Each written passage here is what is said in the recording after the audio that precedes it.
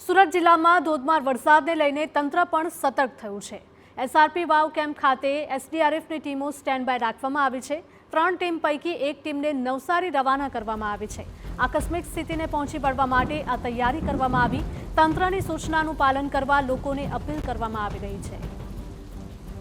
તો એસડીઆરએફની ટીમ પાસે કોઈ પણ કટોકટીની પરિસ્થિતિનો સામનો કરવા માટે સંપૂર્ણ સઘન સામગ્રીઓ ઉપલબ્ધ છે। સાધન સામગ્રીઓ ઉપલબ્ધ કરવામાં આવી છે અને આ સામગ્રીમાં ફાઇબર બોટ, રબર બોટ અને લાઈફ જેકેટ તથા કટર મશીન જેવા બચાવ કાર્ય માટે જરૂરી સાધનોનો સમાવેશ થાય છે।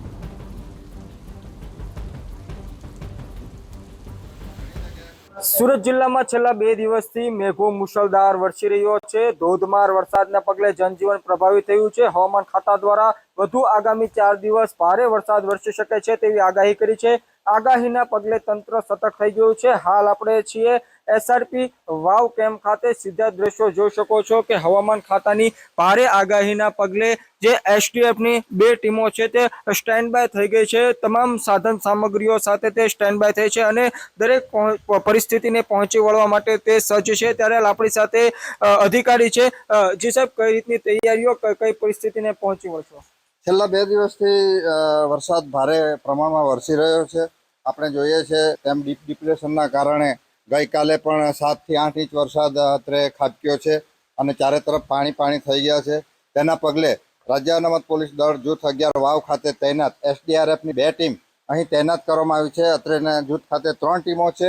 3 ટીમોની અંદર 25 અધિકારી જવાનો સાથેની 3 ટીમો, એમાંની એક ટીમને નવસારી ખાતે તાત્કાલિક ધોરણે કામગીરીના માટે મોકલી દેવામાં આવેલ છે અને અત્રે 2 ટીમો હાજર છે।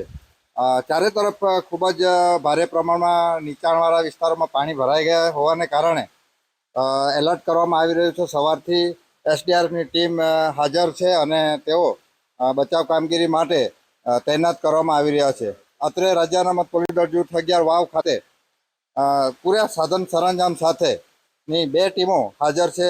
મારી સાથે પોલીસ ઇન્સ્પેક્ટર શ્રી પરમાર સાહેબ છે અને 2 પોલીસ સબ ઇન્સ્પેક્ટરો અને 24 જવાનો સાથે પૂરતા સાધન સરંજામ સહિત કોઈપણ પરિસ્થિતિમાં અચાનક કોઈપણ જગ્યાએ જવાનું થાય તો તમામ સાધનો સાથે અમે લોકો અહીં તૈયાર છીએ અને વરસાદની વકી હજુ આવનારા 24 કલાકમાં વધુ વરસાદની વકી છે, તો હજી પણ કન્ટિન્યુ વરસાદ પડી રહ્યો છે।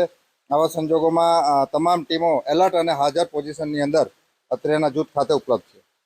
સાહેબ, જણાવશો કઈ સાધન સામગ્રીથી સજ્જ છે આપની ટીમ?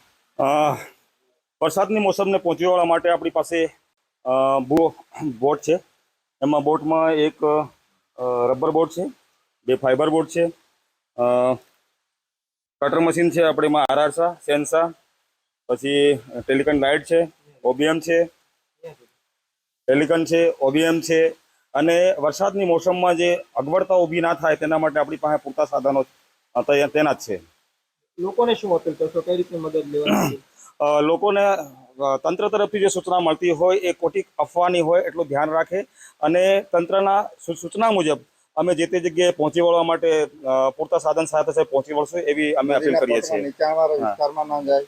નદીના પટવાળા નીચાણવાળા વિસ્તારોમાં તંત્રની સૂચના મુજબ નીચાણવાળા વિસ્તારોમાં ફરતા ન રહે અને તંત્રના આદેશ મુજબ કામગીરી કરતા રહે એવી સૂચના કરી છે।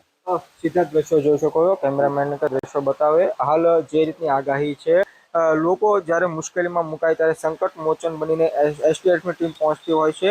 જોઈ શકો છો કે અલગ અલગ જે લાઈફ જેકેટ છે તેમજ અલગ અલગ જે મશીનરીઓ છે, કોઈ જગ્યા પર વૃક્ષો ધરાશય થતા હોય છે ત્યારે તાત્કાલિક આ વૃક્ષો કાપી કઈ રીતે રસ્તો ખુલ્લો કરી શકાય તેમજ લોકોનું જો રેસ્ક્યુ કરવામાં આવે તો તેઓની આસાની કઈ રીતે રહે તે માટેની તમામ પ્રકારની સજ્જ સાથે એસડીએફની ટીમ સ્ટેન્ડ બાય થઈ ગઈ છે। 3 પૈકી એક જે ટીમ છે તેને નવસારી ખાતે મોકલી આપવામાં આવી છે। હાલ 2 ટીમો અહીંયા સ્ટેન્ડ બાય છે। લોકોને અપીલ કરવામાં આવી રહી છે કે તંત્ર દ્વારા જે પણ સૂચનાઓ મળે તે સૂચનાનું કડકપણે પાલન કરે અને જે પણ નદી નાળા હોય તે નદી નાળાની નજીક ન જાય અને કોઈ પણ મદદની જરૂર હોય તો તુરંત કંટ્રોલ રૂમને જાણ કરે।